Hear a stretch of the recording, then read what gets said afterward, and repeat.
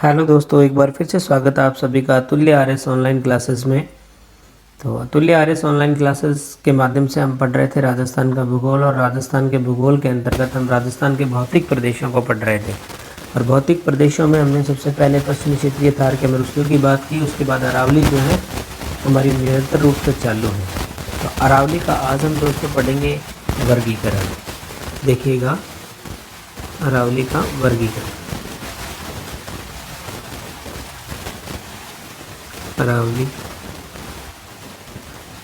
का वर्गीकरण।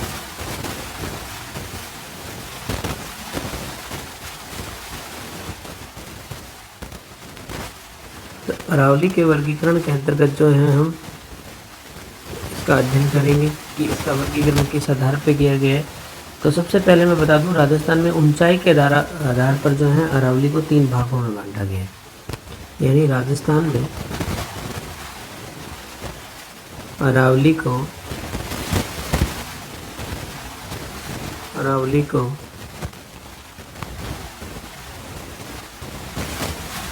राजस्थान में अरावली को ऊंचाई के आधार पर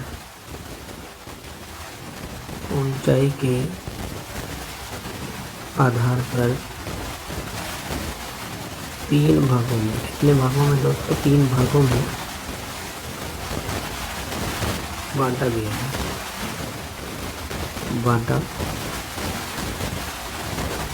गया है। भागों में जो है अरावली को बांटा गया है। किस आधार पर दोस्तों? ऊंचाई के आधार पर बांटा गया है। तो हम जो है ऊंचाई के आधार पर सबसे पहले 1 नंबर की बात करेंगे कि पहला जो भाग है इसका, यानी नंबर 1, पहला भाग कौन सा है? नंबर 1 की बात करते हैं हम। ये अपना जो 1 नंबर है दोस्तों, वो है उत्तरी अरावली। कौन सा है? उत्तरी अरावली। और जो दोस्तों आपकी उत्तरी अरावली है, इस उत्तरी अरावली के अंतर्गत इसका विस्तार पड़ेगा। क्या पढ़ेंगे? विस्तार। और इसका जो विस्तार है दोस्तों, वो है आपके 4 जिलों के अंतर्गत। पहला जो जिला आता है जयपुर, फिर इसके बाद अलवर के बाद आप देख सकते हैं सीकर, उसके बाद आप देख सकते हैं दोस्तों इन 4 जिलों में जो है उत्तरी अरावली का विस्तार है। तो जो उत्तरी अरावली है दोस्तों, इसका विस्तार मैंने आपको बताया कि जयपुर, अलवर, सीकर और 4 जिलों में है।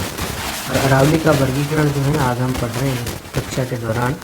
और राजस्थान में मैंने आपको बताया कि अरावली को ऊंचाई के आधार पर 3 भागों में बांटा गया है। इसमें प्रथम भाग की बात अपन कर रहे हैं, उत्तरी अरावली जिसे कहा जाता है। प्रथम भाग जो कि बांटा गया उत्तरी अरावली के रूप में। और उत्तरी अरावली का जो विस्तार है वो 4 जिलों में जयपुर, अलवर, सीकर और झुंझुनू के अंतर्गत इसका विस्तार है। और इस जो उत्तरी अरावली है, इसकी औसत ऊंचाई की बात करें, इसकी जो औसत ऊंचाई है वो 450 मीटर के आसपास मानी जाती है। कितनी मानी जाती है दोस्तों? 450 मीटर मानी जाती है।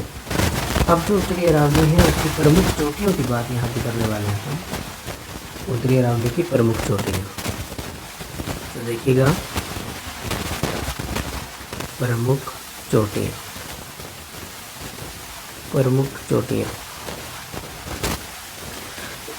तो प्रमुख चोटियों की बात जो है यहाँ पे करेंगे।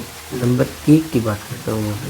पहली जो चोटी है इसका नाम आता है दोस्तों रघुनाथगढ़। ये जो रघुनाथगढ़ है आपकी, ये सीकर में पड़ती है दोस्तों। कौन से जिले में? सीकर जिले में पड़ती है रघुनाथगढ़। और इसकी जो हाइट है दोस्तों वो है 1055 मीटर। कितनी है? 1055 मीटर इसकी हाइट मानी जाती है। यहाँ तक में भी आप लोगों को समझ भी आया होगा सभी को। तो प्रमुख चोटियों में पहली हमने बात की दोस्तों रघुनाथगढ़ कहाँ पड़ती है? सीकर जिले में, जिसकी ऊंचाई कितनी है? 1055 मीटर। दूसरी की बात करूँगा, दूसरी एक चोटी का नाम आता है खो। दूसरी चोटी का नाम क्या है? खो।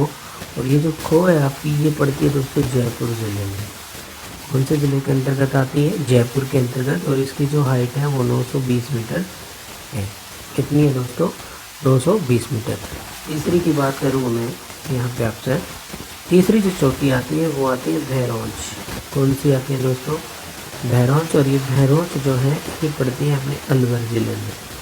कौन से ज़िले के अंतर्गत आएगी भैरोंच? अलवर में। और इसकी जो हाइट है वो 792 मीटर है दोस्तों। कितनी है? 792 मीटर। तो अपन ने अभी तक उत्तरी अरावली की 3 चोटियों की बात की है। पहली रघुनाथगढ़ सीकर में 1073 मीटर। दूसरी अपन ने बात की खो की। खो जो है चोटी जयपुर में पड़ती है और इसकी हाइट जो है 920 मीटर है।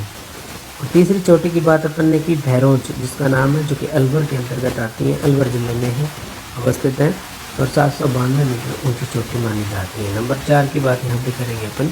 तो चौथी है बरवाड़ा। कौन सी चोटी है? बरवाड़ा। ये जो आपकी बरवाड़ा है दोस्तों ये पड़ती है जयपुर ज़िले में। कौन से ज़िले में पड़ती है? जयपुर में। इसकी जो हाइट है वो 786 मीटर है। कितनी है बरवाड़ा की? 786 मीटर। नंबर 5 की यहाँ पे बात करना चाहूँगा दोस्तों। एक चोटी का नाम है बाबाई। क्या नाम है? बाबाई कह दिया जाता है या बाबाई के नाम से भी इसको जान लिया जाता है। और ये जो चोटी है आपकी ये पड़ती है दोस्तों झुंझुनू ज़िले में। कौन से ज़िले के अंतर्गत आती है? झुंझुनू में। और इसकी जो हाइट है वो है 780 मीटर। कितनी है दोस्तों? 780 मीटर। 6 नंबर चोटी की बात आपसे साझा करूँगा। एक चोटी का नाम मिलता है आपको बिलाली। उत्तरी अरावली में एक चोटी का नाम क्या मिलता है? बिलाली मिलता है। और ये जो बिलाली है ये अलवर में अवस्थित है। किस ज़िले में है? अलवर में। और इसकी जो हाइट है वो 775 मीटर के आसपास मानी जाती है। ये 775 मीटर इस चोटी की हाइट है। नेक्स्ट अपन बात करना चाहें तो 7 नंबर की बात करेंगे। 7 नंबर पे एक चोटी है बैराट। बैराट आपको पता ही है प्राचीन सभ्यता भी है, जो कि बैराट सभ्यता जहाँ से पांडवों का संबंध रहा था। और बैराट जो है जयपुर में है, यानी यहाँ प्राचीन काल इसका नाम बैराट का विराट नगर मिलता है। विराट राजा का यहाँ शासन था और यहाँ पर पांडवों ने जो है अपना कुछ समय व्यतीत किया था। अर्जुन नर्तकी का कार्य करते थे। और यहाँ पर आपको सारी हिस्ट्री के दरम्यान अपन पूरी डिटेल से इसकी बात करने वाले हैं। तो बैराट जो है इसकी हाइट लिखिएगा दोस्तों 704 मीटर। कितनी है? 704 मीटर। 8वीं चोटी की बात मैं यहाँ पे करूँगा आप लोगों से।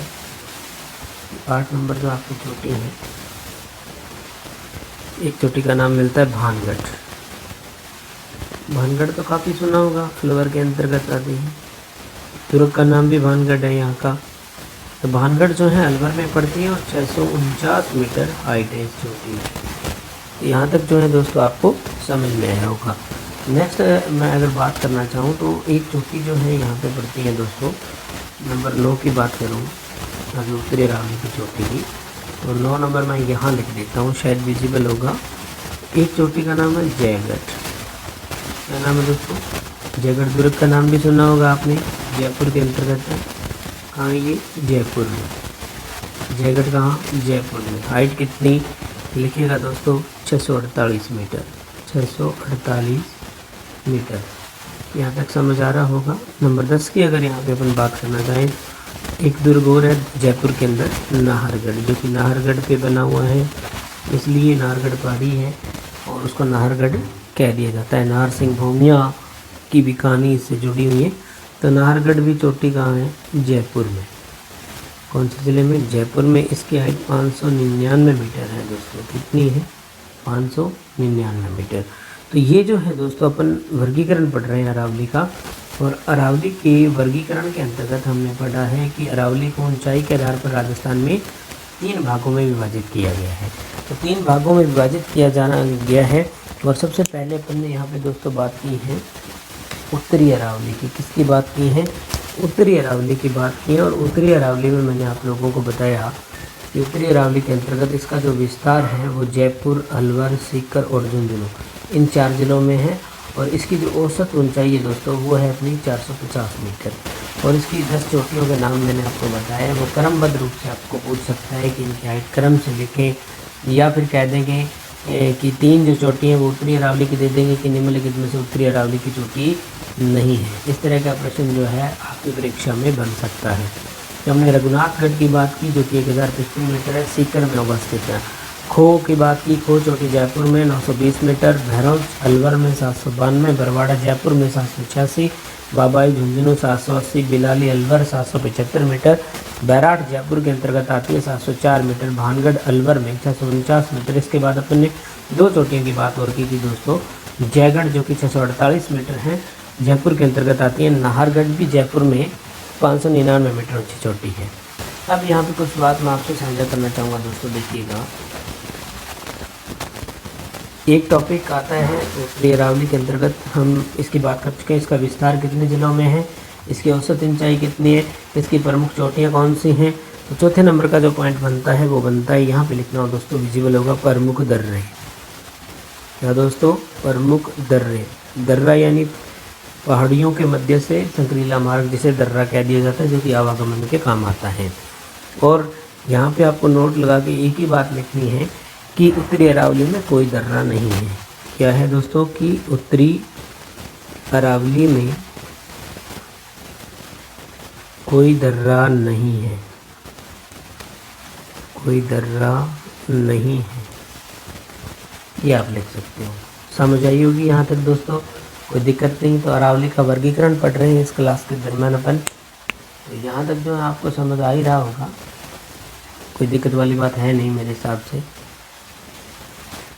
नेक्स्ट अपन बात करते हैं मध्य अरावली।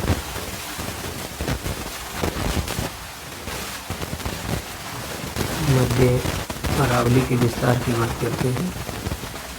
तो मध्य अरावली जो है दोस्तों, इसका जो विस्तार है, विस्तार की बात यहाँ पर कर लेते हैं। विस्तार है अजमेर में। कौन से ज़िले में? अजमेर के अंतर्गत इसका विस्तार माना जाता है मध्यवर्ती अरावली का।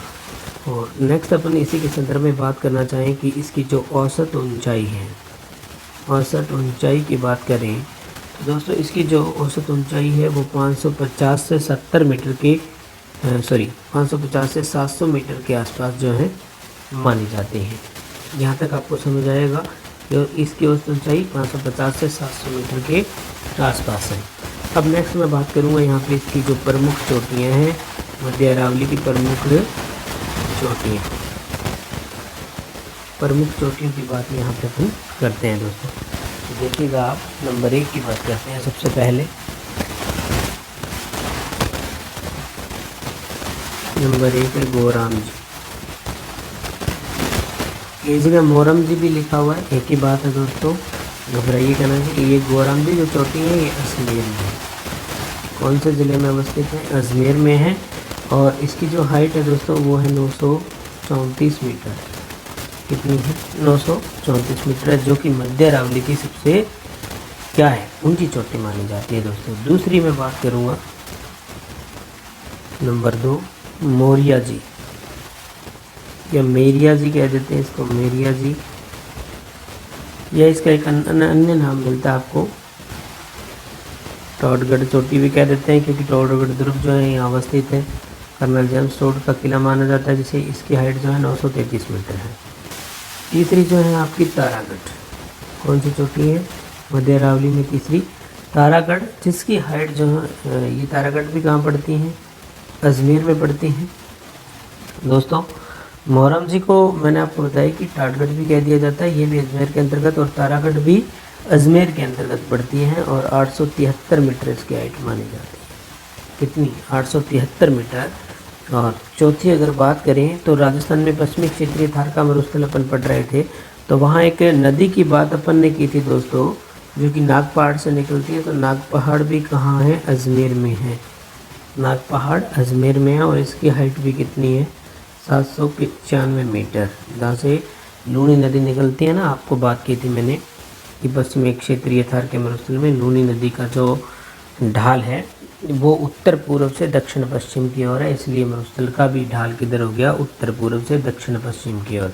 ये वही नाग पहाड़ है जहाँ से लूनी नदी निकलती है, जो कि पश्चिमी क्षेत्रीय थार के मरुस्थल की मुख्य नदी है। तो ये मध्यवर्ती अरावली की चोटियों की बात अपन ने की। इसका विस्तार केवल अजमेर ज़िले में है। मध्यवर्ती ये सबसे छोटा उपविभाजन है राजस्थान का, मैंने आपको बताया था। अरावली, मध्यवर्ती अरावली, औसत ऊंचाई 550 से 700 मीटर। और प्रमुख चोटियाँ सबसे पहले अपन ने बात की गौरम जी की, क्योंकि अजमेर में 934 मीटर, मेरियाजी अटौटगढ़ 933 मीटर, तारागढ़ अजमेर 873 मीटर, नागपाड़ ये भी कहाँ, ये चारों चोटियाँ अजमेर में 795 मीटर इसकी हाइट है। तो दोस्तों आपसे मध्य अरावली की जो चोटी है वो कभी नहीं पूछी जाएगी, क्योंकि आपको पता है कि मध्य अरावली का जो विस्तार है वो एक ही ज़िले में है। कौन से ज़िले में? अजमेर में। हाँ, यहाँ से जो प्रश्न है दोस्तों मैं आपसे बात साझा करना चाहूँगा कि बन सकता है प्रमुख दर्रों में से, प्रमुख दर्रे। प्रमुख दर्रों की बात यहाँ पे अपन करेंगे। नंबर 1 की बात करूँगा, एक है बर दर्रा। कौन सा? बर दर्रा। ये जो आपका बर दर्रा है ये जो है पाली मारवाड़ को मेरवाड़ा से जोड़ता है। किससे? यानी पाली, या हम कह सकते हैं मारवाड़। पाली कहाँ किसके अंतर्गत आता है? मारवाड़ के अंतर्गत। ये पाली मारवाड़ को मेरवाड़ा से जोड़ता है। क्या करता है? मेरवाड़ा से जोड़ता है, मेरवाड़ा से जोड़ता है। यहाँ तक कोई दिक्कत नहीं होगी, समझ में आ रहा होगा आपको। दूसरा जो दर्रा है वो है शिवपुरी। कौन सा है? शिवपुरी। और ये शिवपुरी जो दर्रा है ये भी कहाँ है? अजमेर में है। बरदर्रा कहाँ पड़ता है? पाली में पड़ता है। मारवाड़ को मेरवाड़ा से जोड़ता है। दूसरी बात करूँ आपको तो एक दर्रा और है पीपली, जिसका नाम मिलता है, और ये जो दर्रा है ये भी कहाँ है? अजमेर में है। तीसरी बात करूँ तो सूरा घाट। एक दर्रे का नाम क्या है दोस्तों? सूरा घाट। और ये जो आपका सूरा घाट दर्रा है ये भी कहाँ अवस्थित है? अजमेर में है। एक दर्रे का नाम मिलता है अरनिया। क्या मिलता है दोस्तों? अरनिया। ये अरनिया दर्रा भी कहाँ है? अजमेर में अवस्थित है।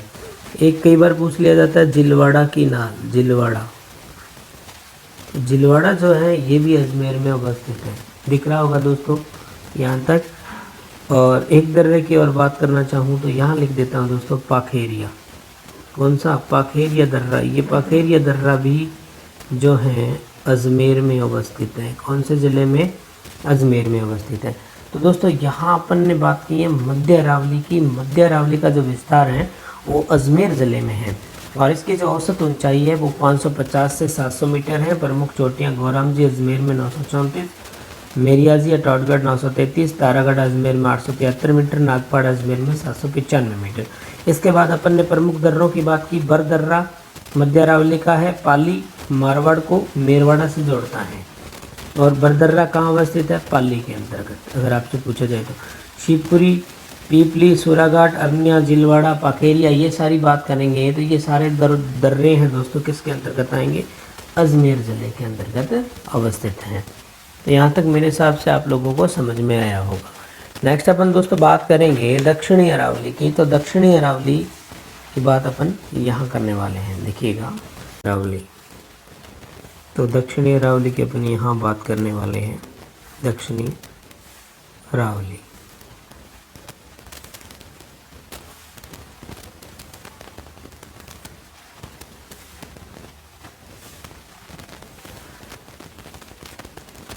तो दक्षिण अरावली में आप देखिएगा इसका विस्तार। सबसे पहले बात करेंगे किसकी? विस्तार की। तो विस्तार जो है दोस्तों इसका 3 जिलों में आता है। एक तो जिला है आपका राजसमंद। कौन सा जिला? राजसमंद। और दूसरे की बात करूं तो सिरोही। सिरोही के बाद आप तीसरा जिला लिख सकते हैं उदयपुर, जहां की अरावली का मैंने बताया आपको सर्वाधिक विस्तार माना जाता है। और इसकी औसत ऊंचाई देखिएगा, औसत ऊंचाई ये 900 मीटर के आसपास मानी जाती है दोस्तों। कितनी? 900 मीटर जो है इसकी औसत ऊंचाई मानी जाती है। अब अपन बात करेंगे इसकी प्रमुख चोटियों की। किसकी बात करेंगे?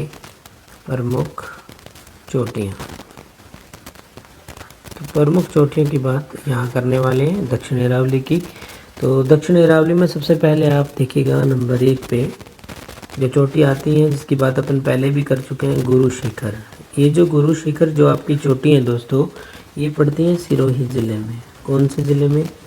सिरोही ज़िले के अंतर्गत मानी जाती हैं इसको, और सिरोही ज़िले में है। इसकी हाइट 1722 अथवा 1727 दोनों ही लिख सकते हो आप। पहले जो है 1727 प्रचलन में था। आजकल एनसीईआरटी माध्यमिक शिक्षा बोर्ड सभी जो है 1722 मीटर इसकी हाइट लिख रही हैं। दूसरी जो चोटी है शेर, शेर भी कहाँ पड़ती है? आपके सिरोही ज़िले में पड़ती हैं और इसकी जो हाइट है दोस्तों वो है 1597 मीटर। कितनी दोस्तों? 1597 मीटर। तीसरी की बात करेंगे अपन यहाँ पे नंबर 3 की, तो 3 नंबर आप लिख सकते हो दिलवाड़ा। क्या है जी? दिलवाड़ा। तीसरी चोटी का नाम दिलवाड़ा, और दिलवाड़ा भी कहाँ है? सिरोही में। और 1442 मीटर इसकी हाइट मानी जाती है। कितनी दोस्तों? 1442 मीटर इसकी हाइट है। नंबर 4 की बात करूँ तो एक चोटी का नाम मिलता है जरगा। जरगा और रागा पहाड़ियों की बात अपन ने की थी कि इनके मध्य का जो भूभाग है वो देशहरों कहलाता है। ये वो ही जरगा पहाड़ी है और ये ही आपको सबको पता है कि कहाँ अवस्थित है, उदयपुर में। तो इस जरगा की जो हाइट है वो 1431 मीटर। काफ़ी बार एग्जाम्स में पूछा गया प्रश्न है। गुरु सीकर और जरगा दोनों की बार बार पूछ ली जाती हैं। तो जरगा उदयपुर में अवस्थित है। नंबर 5 की बात करेंगे दोस्तों, ये है अचलगढ़। अचलगढ़, अचलगढ़ जो है ये सिरोही में। कौन से ज़िले में? सिरोही में। अचलगढ़ चोटी कहाँ पड़ती है दोस्तों? सिरोही में। और इसकी जो हाइट है वो है आपकी 1380 मीटर। कितनी हाइट है दोस्तों? 1380 मीटर। नंबर 6 की बात करें तो कुंभलगढ़, जो कि दुर्ग बना हुआ है राजसमंद में। कुंभलगढ़, और ये जो चोटी है ये राजसमंद में है। कौन से ज़िले में दोस्तों? कुंभलगढ़ राजसमंद में। और इसकी जो हाइट है वो 1224 मीटर। कितनी है? 1224 मीटर। और नंबर 7 की बात यहाँ पे करना चाहूँगा, तो एक चोटी का नाम मिलता है ऋषिकेश। ऋषिकेश, हालांकि ये एक शुद्ध शब्द हरिषिकेश होता है हिंदी साहित्य के अंदर, हरिषिकेश बोलते हैं इसको। सिरोही ज़िले में है ऋषिकेश। और इसकी जो हाइट है वो 1017 मीटर है। कितनी है दोस्तों? 1017 मीटर। नंबर 8 की बात करूँगा, एक चोटी का नाम है कमलनाथ। कमलनाथ जो चोटी है ये उदयपुर में है। कौन से ज़िले में दोस्तों? उदयपुर में कमलनाथ चोटी, और इसकी जो हाइट है वो 1001 मीटर है। नंबर 9 की बात करेंगे, एक सज्जनगढ़ दुर्ग आपने सुना होगा। सज्जनगढ़ भी उदयपुर में, और इसकी जो हाइट है सज्जनगढ़ की वो आप लिखिएगा 938 मीटर। कितनी है दोस्तों? 938 मीटर इसकी हाइट है। नंबर 10 की बात यहाँ पे करूँगा, तो 10 नंबर जो चोटी है एक का नाम है सायरा। तो सायरा आपकी 900 मीटर के आसपास है और उदयपुर ज़िले में अवस्थित है। कौन से ज़िले में दोस्तों? उदयपुर में है, 900 मीटर है।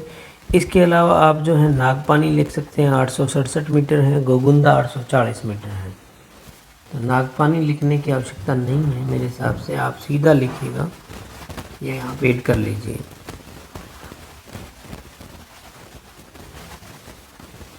चोटी का नाम है नागपानी।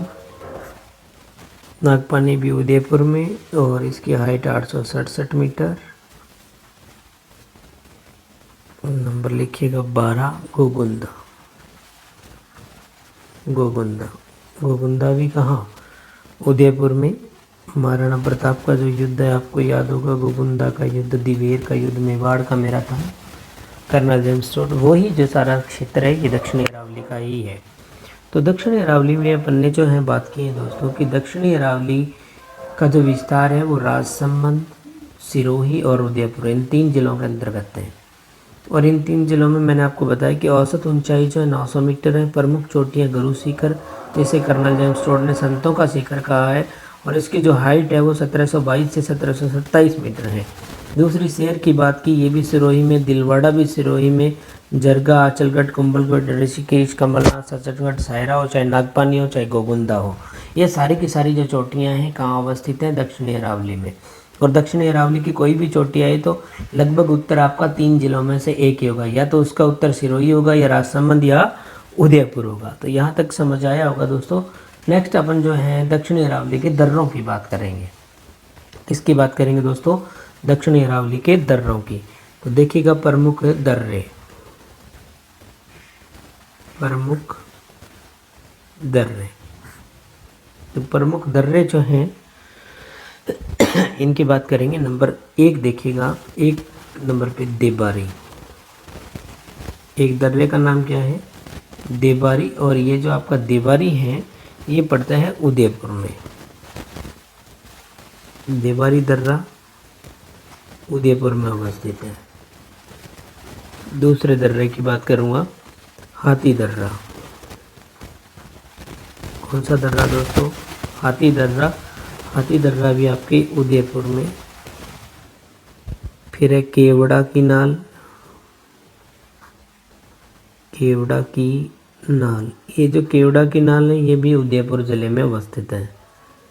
नंबर 4 की बात करेंगे दोस्तों, जीवला नाल।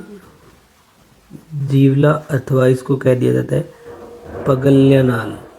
जीवला या पगल्या नाल, ये भी जो दर्रा है ये उदयपुर में अवस्थित है। नंबर 5 की बात करूँगा दोस्तों, एक है आपकी फुलवारी की नाल।